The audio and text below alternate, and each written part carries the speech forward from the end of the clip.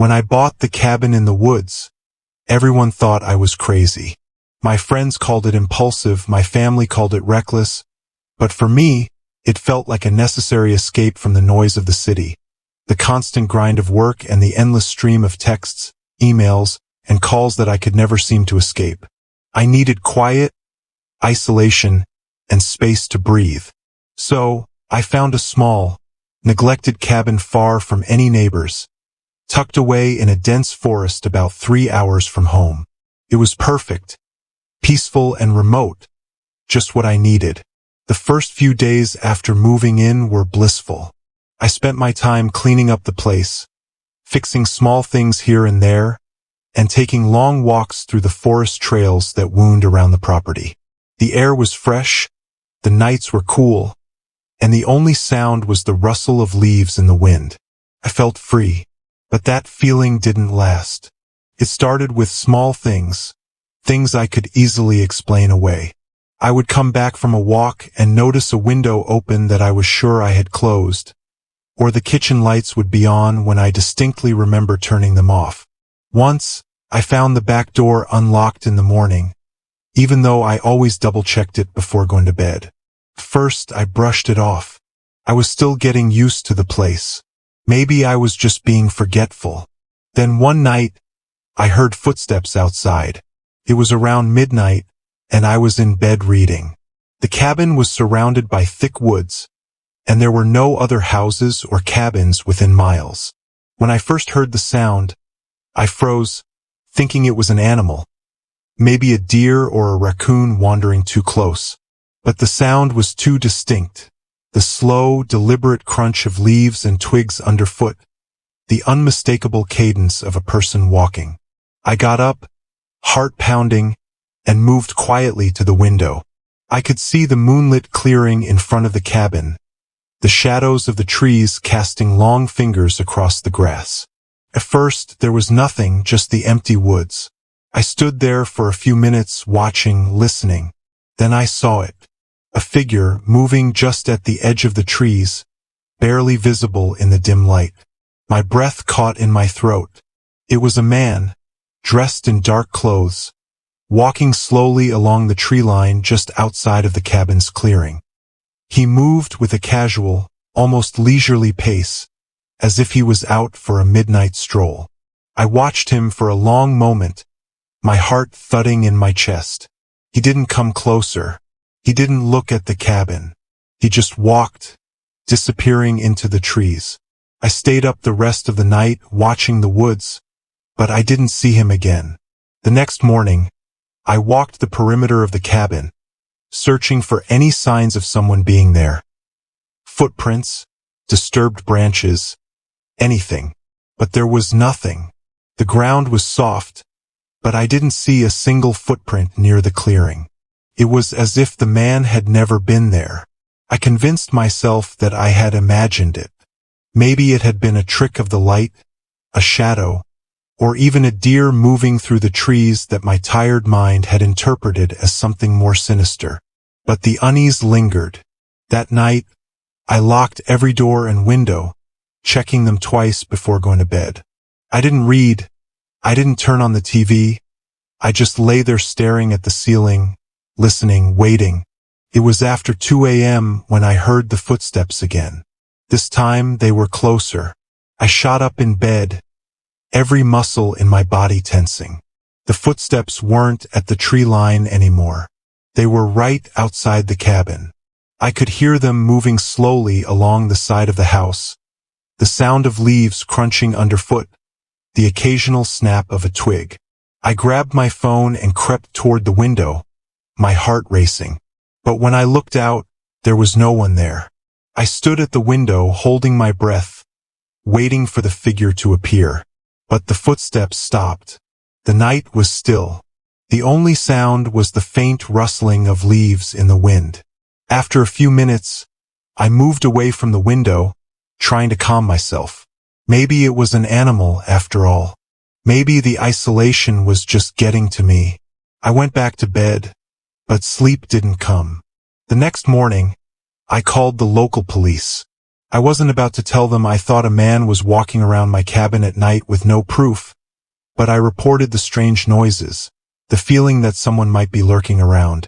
They said they'd send a patrol car by to check things out, but I wasn't holding my breath. I knew they wouldn't find anything. The next few days were quiet. No more footsteps. No strange noises. I started to feel a little more at ease, convincing myself that it had been my imagination playing tricks on me. But then, a few nights later, I woke up to a soft tapping at the window. I was paralyzed with fear. The tapping was slow, methodical, like someone gently drumming their fingers against the glass. I lay there, gripping the sheets, listening as it continued for what felt like hours. I didn't move. I didn't get up. I just lay there, my mind racing with possibilities. Was it a branch tapping in the wind, an animal, or was it him, the man I had seen in the woods? The next morning, I checked the window, but there was nothing there. No marks, no signs of anything that could have made the sound. I told myself I had to be imagining things, but the dread that had settled into my chest wouldn't go away. Over the next week, the strange occurrences became more frequent. I would hear footsteps outside the cabin almost every night, sometimes faint, sometimes close enough that I could swear someone was just outside the door.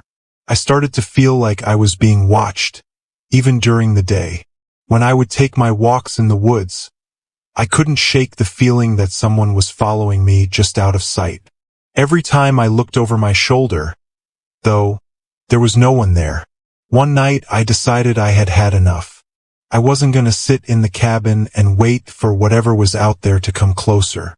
I packed a bag, grabbed my keys, and decided to leave. As I headed to the door, I heard the footsteps again, this time on the front porch. My heart leapt into my throat. I froze, listening as the footsteps stopped just outside the door. I held my breath, staring at the door, waiting for something to happen. After what felt like an eternity, I heard a soft knock. Not the sound of someone banging on the door, but a quiet, almost polite knock. I stood there paralyzed. My mind raced. Who would be out here at this hour? What did they want? I slowly backed away from the door, my hands shaking. I wasn't going to answer it. There was no way. I grabbed my phone and dialed 911.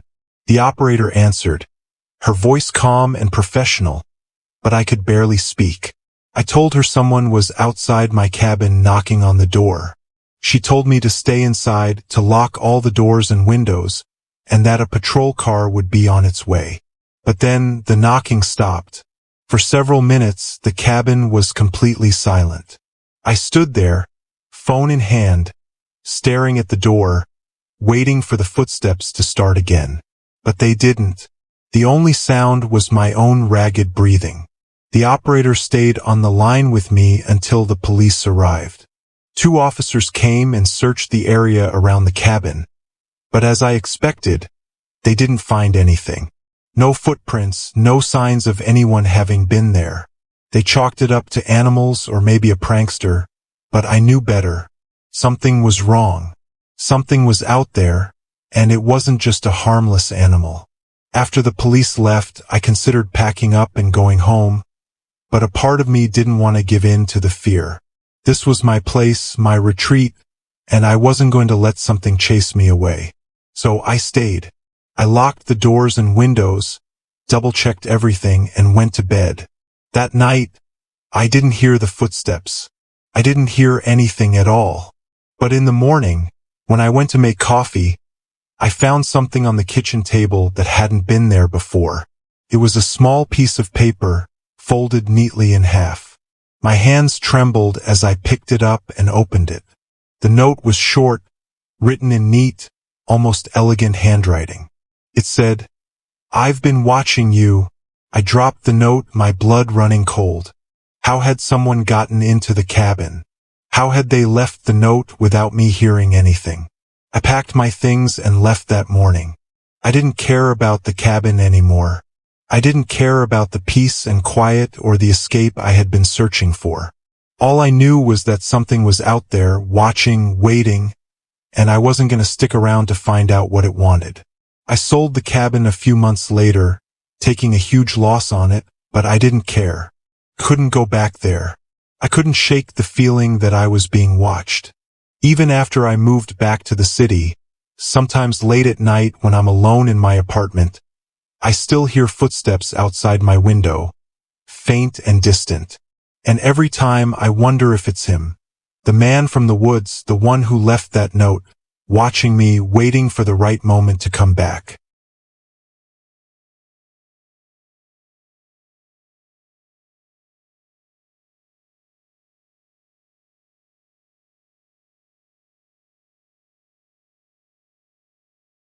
I've been camping in the same spot since I was a teenager. It's a little patch of forest just outside my hometown, a place where my friends and I would go to drink, tell stories, and stare up at the stars when we were young and stupid. As I got older, it became more of a retreat for me, a place to escape the noise of life and just exist. It wasn't the most isolated location, just a 2-hour hike from the nearest road, but it was remote enough that I rarely saw anyone else out there. That all changed on my last trip. It was late autumn and the air had turned crisp. I figured it would be my last chance to camp before the first snowfall of the year. So I packed my gear and set out on a Friday afternoon. The hike in was uneventful, the trail familiar under my boots as I made my way deeper into the woods. I knew every bend, every clearing, every fallen log along the path. By the time I reached my campsite, the sun was dipping low in the sky, casting long shadows through the trees. The campsite was just as I had left it the last time. A small clearing surrounded by towering pines and birch trees, with a fire pit made of rocks in the center. I set up my tent, gathered some firewood, and sat down to enjoy the evening. As the light began to fade, the air was cool, but the fire kept me warm. I settled into my routine, cooking a simple meal over the flames, sipping on a flask of whiskey, and listening to the sounds of the forest. It was peaceful, almost too peaceful. As the sun finally disappeared and the stars began to emerge, I noticed something odd. The forest, normally alive with the sounds of insects and birds, was completely silent. Not even the rustle of leaves in the wind. At first, I chalked it up to the change in season. Autumn tends to quiet things down, but this silence was different. It was heavy, oppressive, as if the entire forest was holding its breath. I tried to ignore the feeling, convincing myself it was just the usual jitters that come with camping alone in the woods. I had felt it before, those moments where your mind starts playing tricks on you, making you think there's something out there when there isn't. I kept the fire going and stayed close to it, the warmth and light providing a small sense of comfort. That's when I saw it. I was staring into the fire, lost in thought, when I caught movement out of the corner of my eye, just beyond the reach of the firelight at the edge of the clearing. Something shifted. I turned my head quickly, but by the time I looked, it was gone. Just shadows and trees. My heart raced as I scanned the dark forest, my mind scrambling to make sense of what I had seen. A deer? Maybe a trick of the light? I grabbed my flashlight and shined it into the woods, sweeping the beam across the trees. Nothing. No movement. No sound. Just the still, silent forest.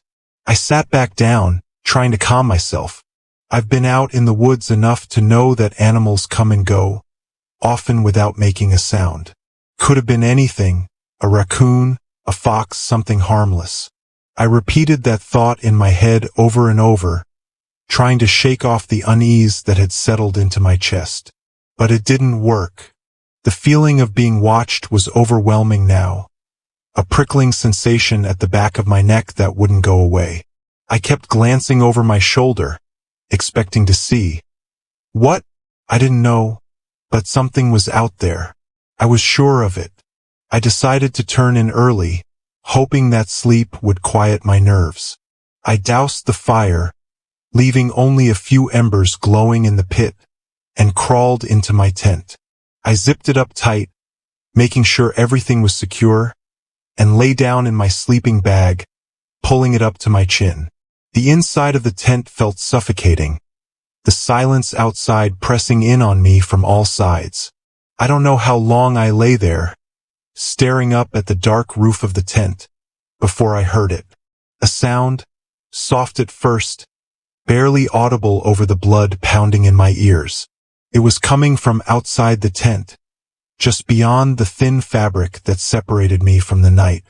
It was faint, like a footstep on dry leaves, but it was enough to send my heart racing. I held my breath, straining to listen. There it was again, another soft crunch, closer this time. Something was moving through the woods, circling my campsite. I sat up slowly, careful not to make a sound.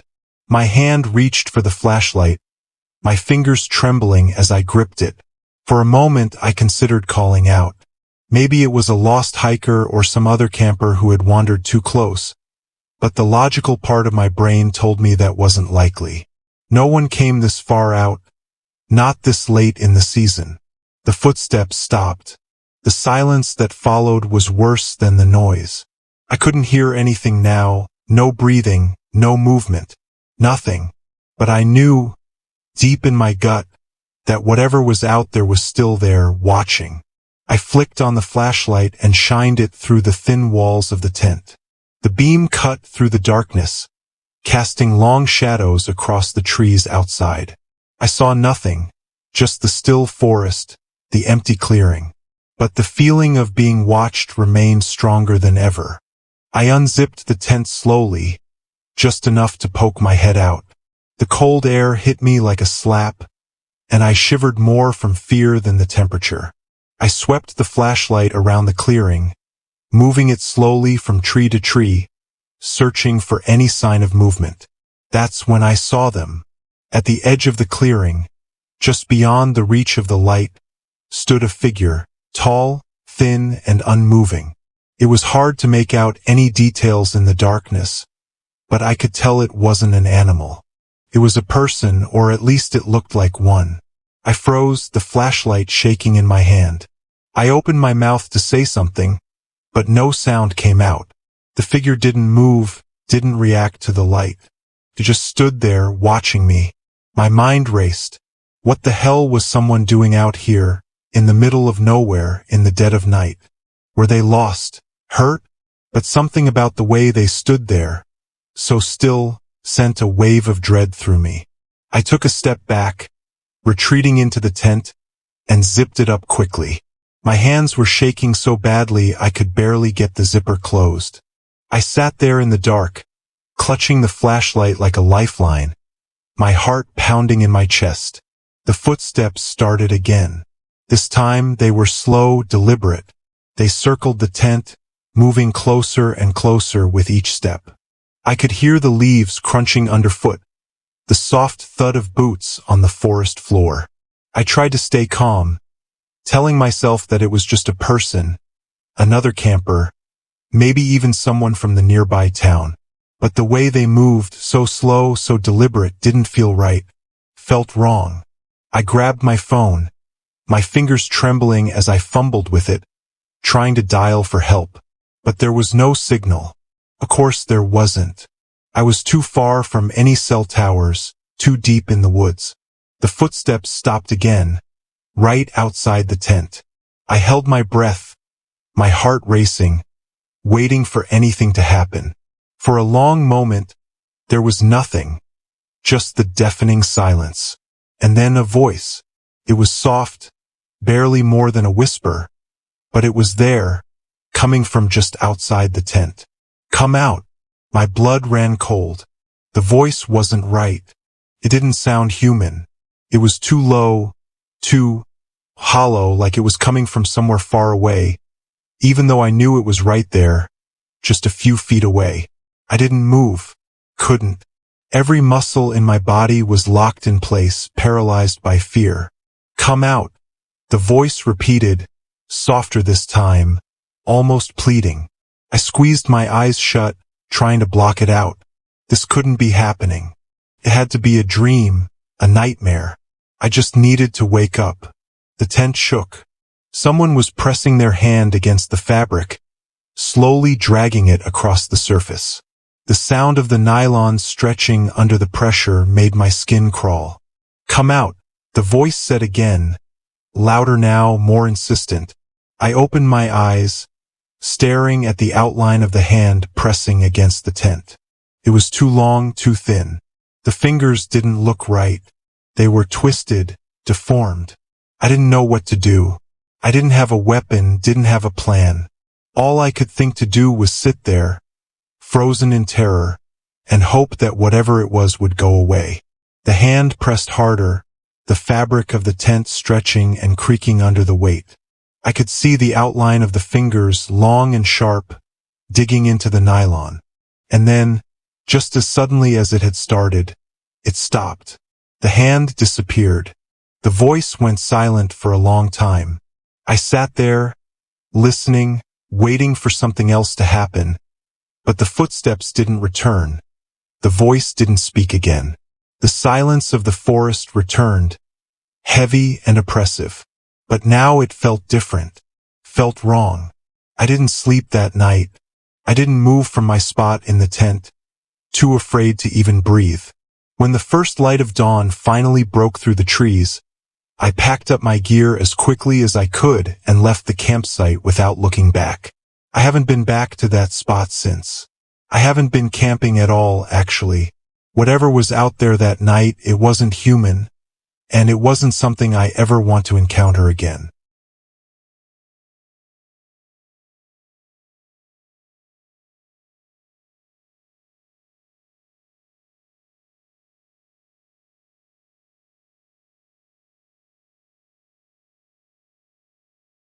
Camping had always been my escape.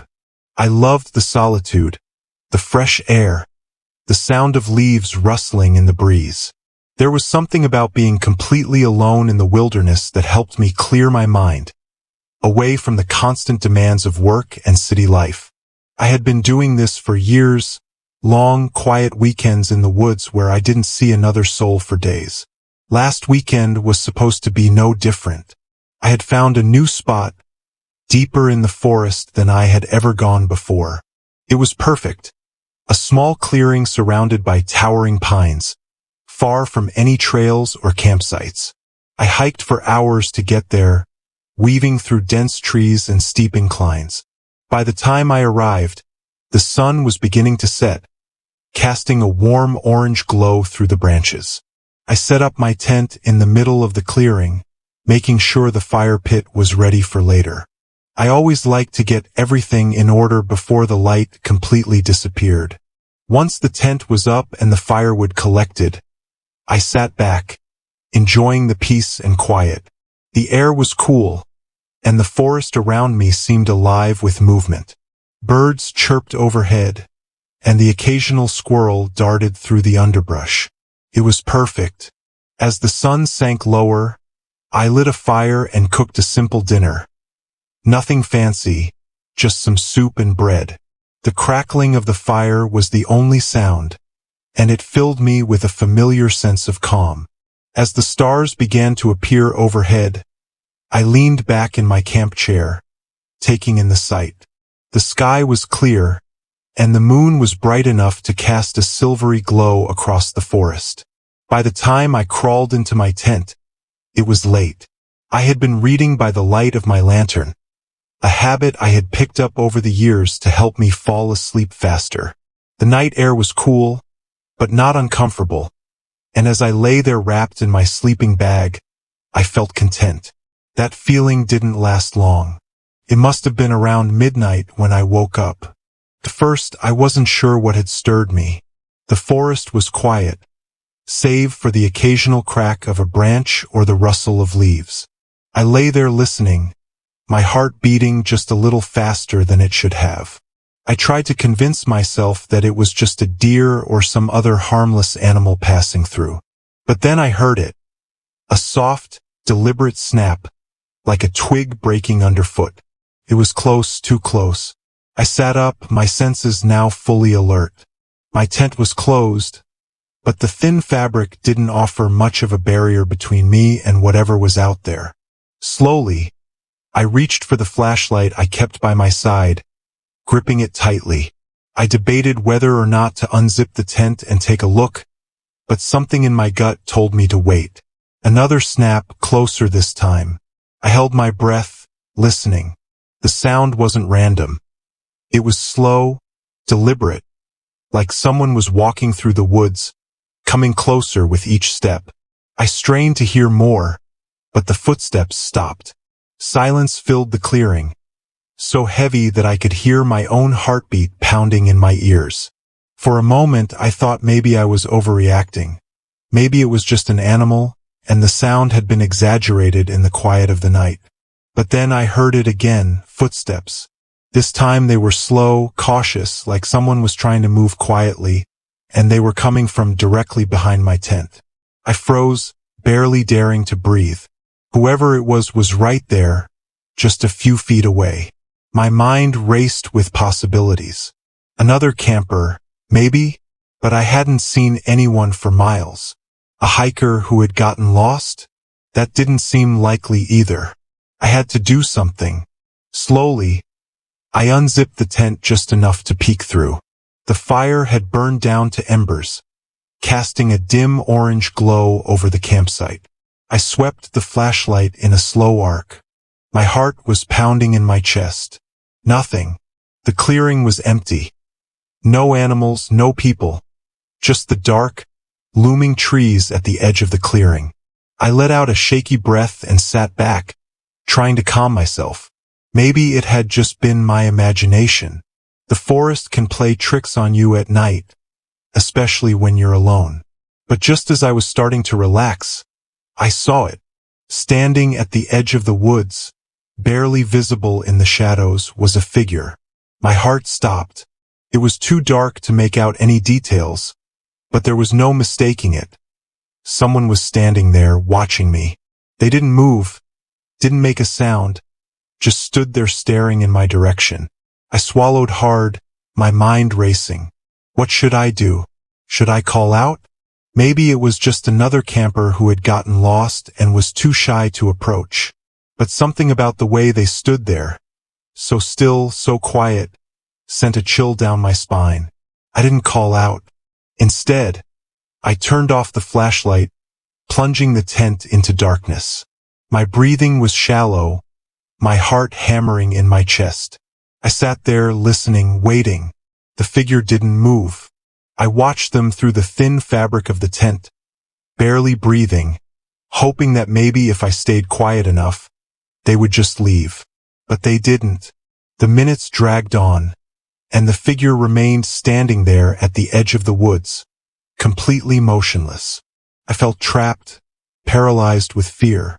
I didn't know what they wanted or why they were there, but the longer they stood there, the more terrified I became. Then, slowly, the figure took a step forward. My heart skipped a beat. They were coming closer. Another step. I couldn't move. I couldn't think. All I could do was watch as they slowly, deliberately moved toward my tent. The firelight barely illuminated them, but I could see enough to know they were tall. Their movements were unervingly smooth. There was something wrong about the way they walked, something inhuman. They stopped just a few feet from my tent. I held my breath, my whole body trembling. They stood there for what felt like an eternity, just outside. So close I could hear the soft rustle of their clothing in the wind. Then, without a sound, they turned and walked back into the woods. I didn't move. I didn't dare breathe. I sat there in the dark for what felt like hours, listening, waiting for the footsteps to return. But they didn't. The forest was silent once again, save for the occasional crack of a branch or the distant hoot of an owl. Eventually, exhaustion took over, and I must have dozed off. But I woke again at the first light of dawn, the early morning sun filtering through the trees. I scrambled out of my tent, my heart still racing from the night before. I looked around, but the clearing was empty.